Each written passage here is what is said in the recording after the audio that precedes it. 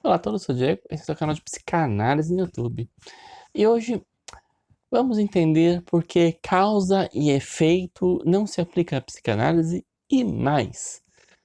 É um pensamento que já foi rebatido inúmeras vezes e eu aconselho ninguém a levá-lo muito a sério. Mas antes, se inscreve no canal se você não for inscrito, já for inscrito, inscreve de novo.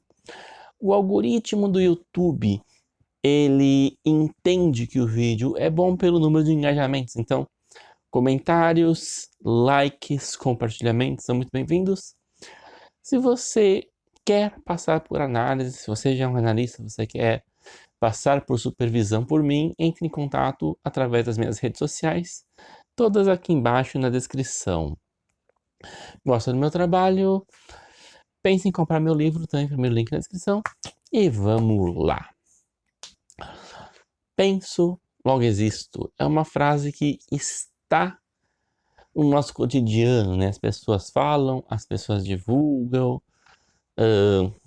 É quase um mantra social, sabe? Está na cultura pop.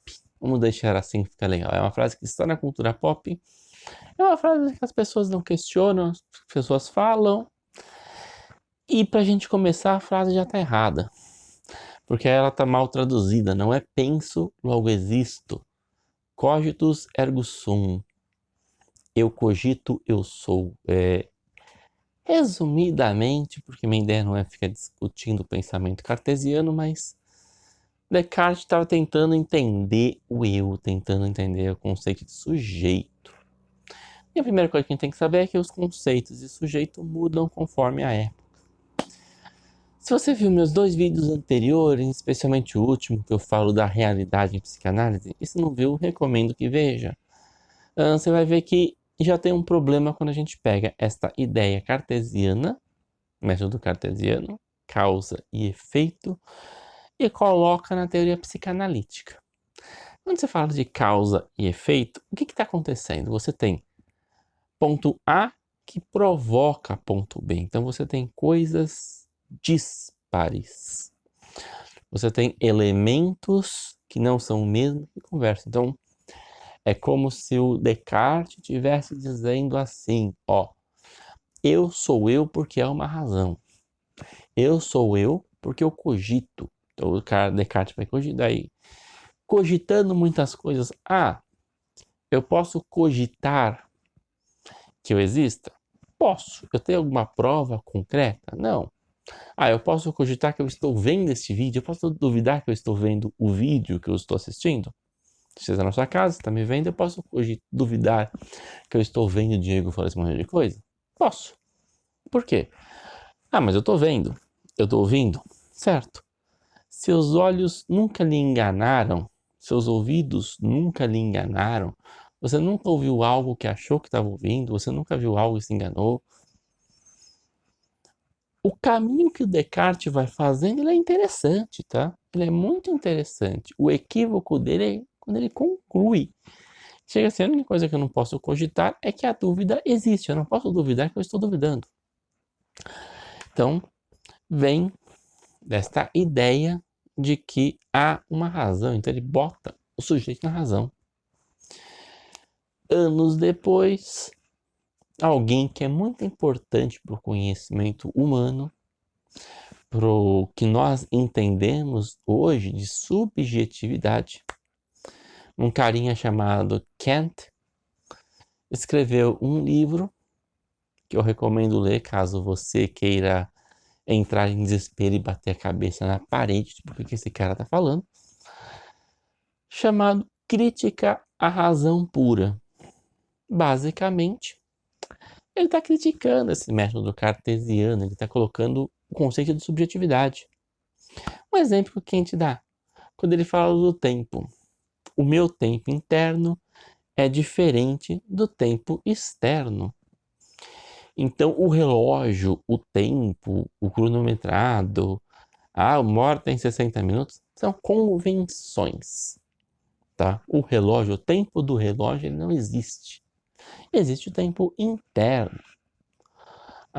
Nossa, fulano fez 80 anos e está com uma disposição. Ok, até há o tempo fisiológico. mas não é o tempo dele. Você pode ter 20 anos e pode ter um tempo de 80, percebe? É um exemplo raso. Tem dias que parecem que passam mais rápido, tem dias que parecem mais devagar. Tempos depois, outro sujeito muito simpático a nós, chamado Albert Einstein, criou a ideia da relatividade. Então, não faça isso em casa, tá? Mas coloca sua mão dentro de uma panela de óleo fervente. Não façam isso. E espera 5 segundos. Vai parecer uma hora. Passe um dia com o amor da sua vida. Vai parecer que você ficou 5 segundos.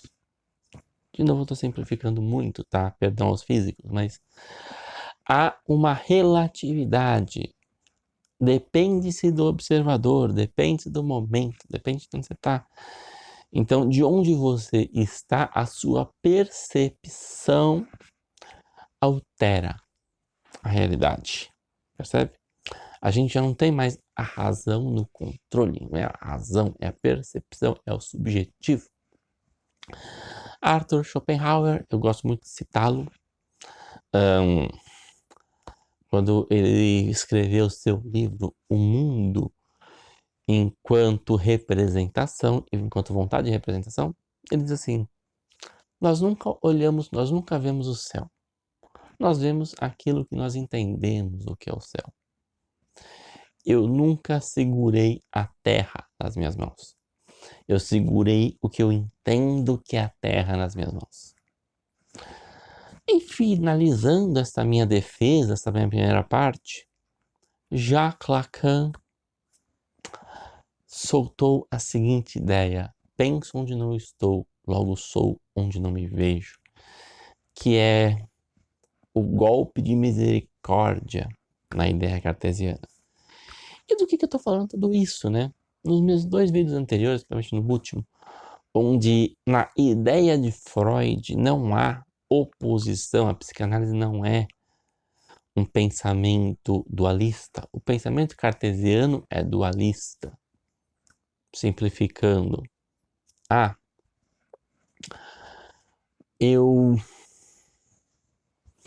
causa e efeito. Então, se eu estiver com gripe e eu espirrar em cima de você, além de ser uma coisa muito nojenta, eu vou contaminá-lo com o vírus da gripe. Causa e efeito. Você tem uma dualidade. Ou você tem uma aparente dualidade, porque o vírus, ele existe. O vírus faz parte do mundo em que nós estamos. Então eu posso olhar o vírus como uma entidade maléfica, um ser que saiu de uma pessoa e entrou em mim. Ou eu posso olhar o vírus como algo que faz parte de um ecossistema em que eu vivo, que eu tô nele e que vivemos em equilíbrio, tá? Então, não. É mais um ponto em que a dualidade, ela não faz muito sentido. O que o Freud nos coloca, né, e que depois vai ser desenvolvido pela psicanálise, vai ser desenvolvido por Lacan, esta ideia, é que o inconsciente, ele não é uma coisa à parte.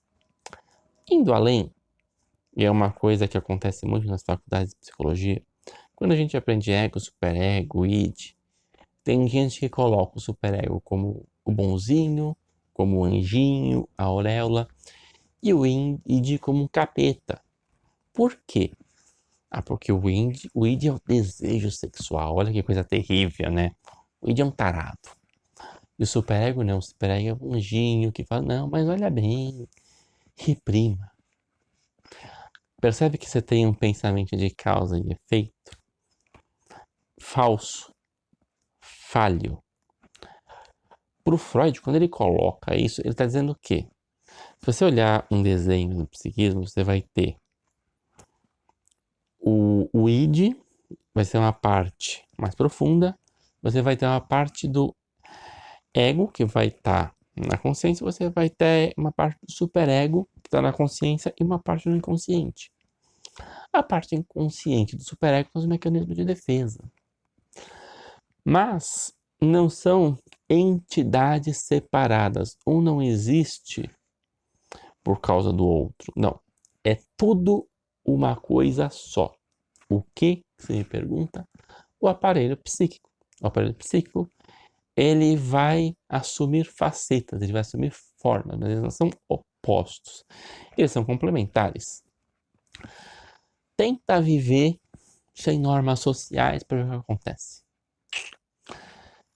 Tenta viver seguindo todas as normas e conceitos e repressões para você ver como você vai se dar muito mal na vida. Então, o ego, quando Freud coloca como esse grande administrador, e um exemplo que eu já trouxe no outro vídeo, no vídeo anterior a esse sobre a realidade, e trazendo de novo, além do princípio do prazer, o Freud nos diz que o ego é uma parte do inconsciente que se sacrifica para protegê-lo. Então você tem o mundo em que nós vivemos, você tem nós, e você tem uma capa, algo que nos envolve. É uma única entidade, é uma única coisa. A entidade talvez dê um entendimento errado, tá? A gente não tá falando de coisa mística, mas uma única estrutura fica melhor. Não há uma separação, sabe? Essa separação é ilusória. Onde eu acabo e o mundo começa, é uma separação ilusória. E isso está melhor descrito no meu vídeo anterior, tá? Por favor, eu não vou ficar me repetindo. Aqui a ideia é de como o pensamento cartesiano ele se mostra falho, tá? Então, para pensar em psicanálise, você precisa esquecer princípios cartesianos, você precisa ignorar causa e efeito. Não existe causa e efeito. Psicanálise é uma ilusão. O que acontece no psiquismo é nós temos algo, nós temos um evento e tentamos criar uma causa para esse evento. Ah, aconteceu isso por causa disso. É uma ilusão, tá bom? Vou ficando por aqui. Dúvidas, sugestões, críticas aqui embaixo. Até a próxima e muito obrigado.